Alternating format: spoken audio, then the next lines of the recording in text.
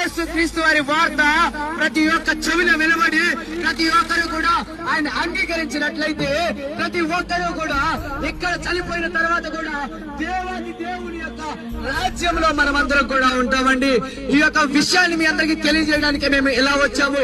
ఆ దేవాది దేవుడు ఎవరైతే ఉన్నారో నీ కోసము నా కోసము కల్వరిలో ఆయన మరణించాడు. ఎందుకంటే మేము పట్టుకొని వచ్చిన గ్రంథం మామూలు గ్రంథం కాదండి.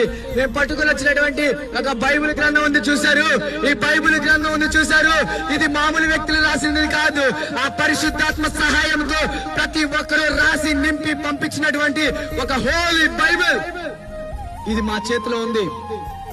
ఇది పట్టుకున్న ప్రతి ఒక్కరు కూడా ఎప్పుడు ఓడిపోయినట్టు చరిత్ర లేదు. ఈ బైబిల్ ని పట్టుకున్న ఎవరు కూడా వెనుతిరిగినట్టు బైబిల్లో లేదు, చరిత్రలో లేదు. ఈ రోజు ఈ బైబిల్ ని మీకు ఇవ్వడానికి, మీకు పంచడానికి, మీకు పరిచయం చేయడానికి మేము మధ్యలోకి వచ్చాం. మీరు అంగీకరిస్తారా? యేసుక్రీస్తు ప్రభు వారు మన కోసం మరణించారన్న విషయాన్ని మీరు అందరూ అంగీకరిస్తారా? యేసుక్రీస్తు వారి రక్తం ద్వారా మన పాపాలు క్షమించబడుతున్నాయి. మనం చేసిన పాపానికి జీతము వచ్చేసరికి మరణానికి దారితీస్తుందండి.